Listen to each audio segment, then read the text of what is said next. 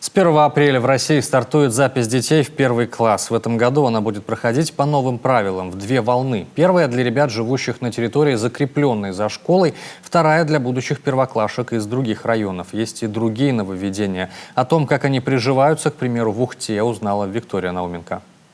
Ухтинка Алена Вышенская уже решила, что отдаст свою дочь в первый класс в школу номер 16, закрепленную за их районом. Здесь она училась сама, и это удобнее во всех отношениях, говорит девушка. Ну, я думала, либо 20-я, либо 16-я, они как бы рядышком находятся. Но я сама в 16-й училась, поэтому я думаю, пусть тоже туда пойдет. Ну, я думаю, там будет все хорошо, потому что там учителей хвалят, нахваливают тех, кто принимают первые классы учителей. В школу по территориальному принципу отдают большинство первоклашек, отмечают в управлении образования. А значит, первая волна подачи заявлений будет самая многочисленная. По новым правилам, ребят, поступающих в учебное заведение по району, можно будет записывать в период с 1 апреля по 30 июня. Впрочем, ажиотажа быть и не должно. Заявление можно подать множеством способов. Лично в школе, через сайт школы, через госуслуги. Узнать, к какой школе прикреплен конкретный адрес места жительства, можно на сайте управления образования в разделе «Прием в первый класс». Еще одно из существенных изменений – преимущественное право младших детей поступать в школу, где учатся старшие братья и сестры, вне зависимости от места прописки. Есть и другие особые категории поступающих. У нас теперь есть льготные категории. Это дети, которые преимущественное право и первоочередное право приема в первый класс. Преимущественным правом обладают те дети, чьи братья и сестры уже учатся в данной общеобразовательной организации.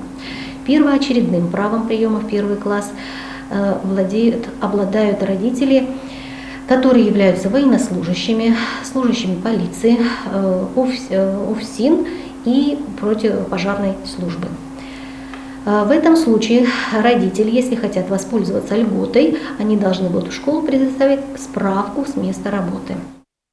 При записи в первый класс вместе с заявлением родители должны предоставить копию паспорта, свидетельства о рождении, копию свидетельства о месте проживания или пребывания.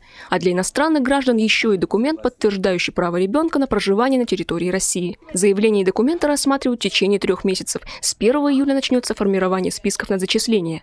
А с 6 июля по 5 сентября можно будет подавать заявление в первый класс в любую школу вне зависимости от территориального прикрепления. Но перечисленные правила не работают в случае с образовательными учреждениями без территориального прикрепления. Примером может служить Ухтинская начальная школа «Детский сад». Здесь приемная кампания завершится по мере заполняемости классов с ограниченным количеством 25 человек в каждом. При приеме несовершеннолетних граждан на обучение в первый класс у нас не работает территориальный принцип, то есть учреждение не привязано ни к какому микрорайону. Следовательно, родители, которые захотят, чтобы их дети учились в нашей школе, имеют право подать документы для зачисления, независимо от того, где они прописаны, по какому адресу или какое имеют фактическое проживание. Завершится приемная кампания по факту заполнения всех мест в 3 первых классах. Списки зачисленных будут размещены на сайтах школ. В приеме государственная школа может отказать только в случае, если свободные места закончились.